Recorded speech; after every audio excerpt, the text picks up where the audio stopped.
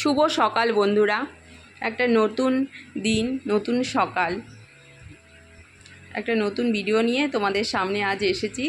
যাই হোক বন্ধুরা, তোমরা সকলে কেমন আছো? আশা করি সকলে ভালো আছো। আজ দেখো, আমি অনেক সকালেই উঠে পড়েছি।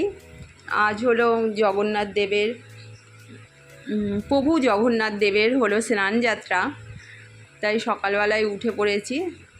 আর আমার ছেলের ছোট ছোট জগন্নাথ, বলরাম, সুভদ্রা আছে, তাদেরকেই আমি স্নান করাবো।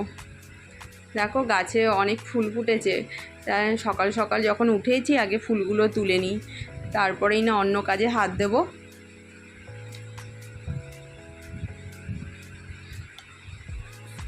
দেখো অন্য দিন কি হয় বলো তো, সকালবেলা না আমি অর্ধেক ফুল পাই না, কেননা ধরো আমি একটু দেরি করে উঠি, তখন বাইরের কেউ এসে না আমাদের কাছে ফুল নিয়ে চলে যায়, জানো তো। আজকে তাও একটু তাড়াতাড়ি উঠলাম বলে দেখি পুরো গাছ ভরা ফুল। আর আমাদের বাড়িতে থাকে এক দিদি, ওরাও ফুল নেয়, ওনার জন্য কয়েকটা আমি রেখে দেবো। আর এই যে আমার বাড়ির পাশে দেখেছো একটা জায়গা আছে, ওই জায়গাটায় পুরো গাছগাছালিতে ভর্তি আছে। কখনো কখনো কী হয় বলো তো, খুব জঙ্গল হয়ে যায়, আমরা বলি যে কাটতে, তখন হয়তো ওরা কাটে, না হলে আবার কি হয় জানো তো, গাছগুলো আছে বলে আমার একটা ঘর অনেকটা ঠান্ডা হয়ে থাকে, আর অন্য দুটো ঘর না একদম কি বলবো, ঢোকাই যায় না।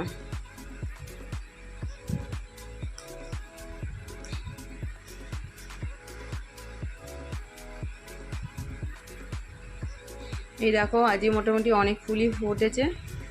আর একবারে একটু তুলসী পাতাও নিয়ে নিলাম জায়গাটা।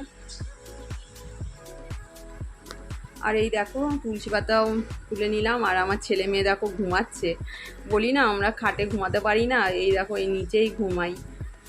আর ওদের বললাম কি যে তোরা একটু অন্য ঘরেতে যা, আর কি বলো তো 6:30টার মধ্যে স্নান যাত্রা শেষ করতে হবে সকালবেলা।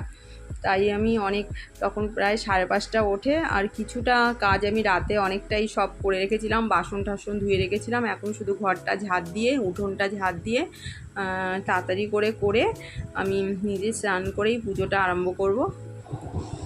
আর এই দেখো আমি পুজোর জোগাড় করছি, এখানে ঘি, মধু, ফুল, তুলসী পাতা, গঙ্গা জল সব দিয়ে আমি এই জগন্নাথ, বলরাম, সুভদ্রা প্রভুদের স্নান করাবো।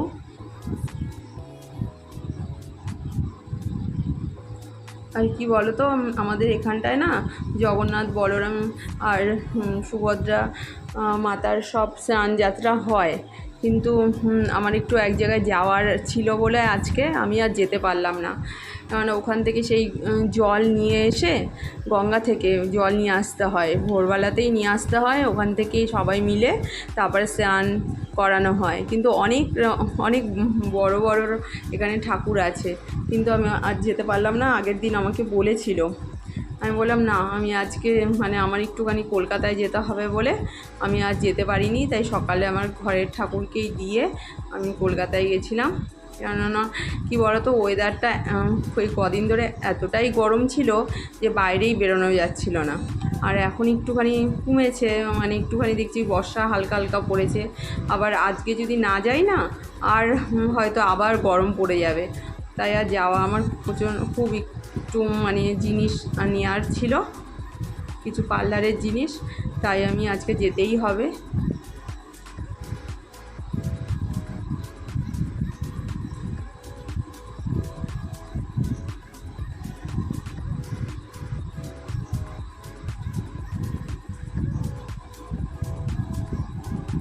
সকাল সকাল আমার পুজোটাও হয়ে গেল।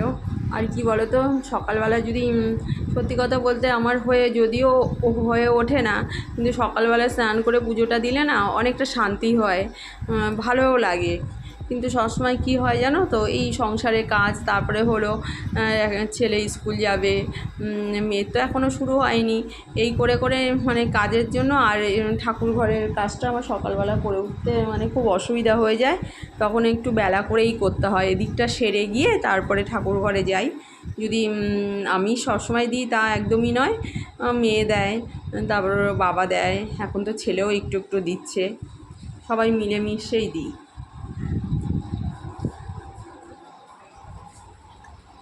এই দেখো, আমি আর মেয়ে হলো কলকাতায় যাচ্ছি, একটু পার্লারের একটু মাল আনা দরকার ছিল।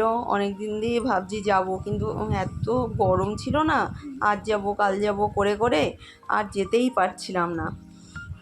আর যেহেতু আগের দিন একটু বৃষ্টি হয়েছে, এবার ভেবে নিয়েছি যে যতই অসুবিধা থাক এই ওয়েদারটাই এই ওয়েদারেই চলে যেতে হবে।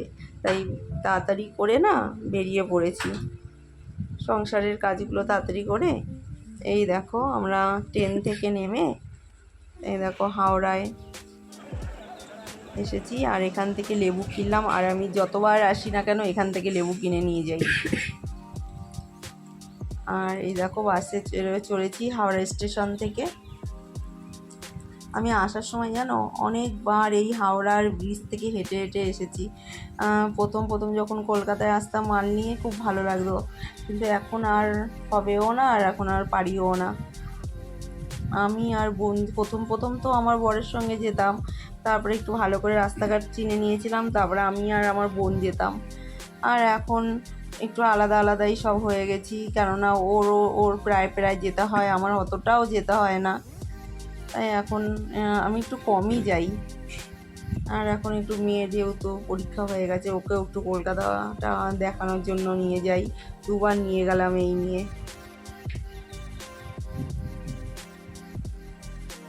কেননা আমাদের বাড়ি থেকে না কলকাতায় এই তো ঘন্টাখানেক লাগে।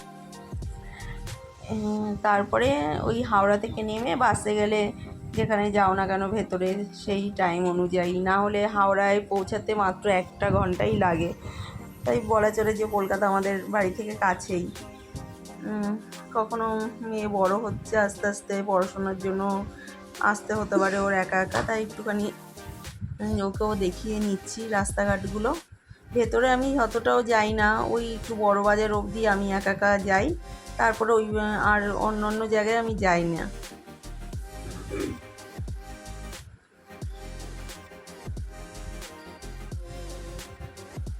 আর দেখো, আর ভেতরে না আমি একদম ভিডিও করতে পারিনি, কেননা এতটাই জ্যাম ছিল ভেতরটা, মানে মোবাইলে মানে কী বলবো, ফটো তোলা বা ভিডিও করা সম্ভব ছিল না। কেননা মোবাইল একটা হারিয়ে যাওয়ারও ভয় থাকে, তো আমি তাই মোবাইলটা ঢুকিয়েই রেখেছিলাম। আর মার্কেটিং করে এসে এই দেখো আবার আমরা হাওড়ায় চলে এসেছি। এবার একটু বাড়ি চলে যাব, বেশি যা যা নেওয়ার তাই নিয়েই ঝটাপট করে একদম বাড়ির দিকে রওনা দিয়েছি। দেখো অনেক কিছুই কিনে নিয়েছি, আর এখানে খুবই কম দামে সব পাওয়া যায়।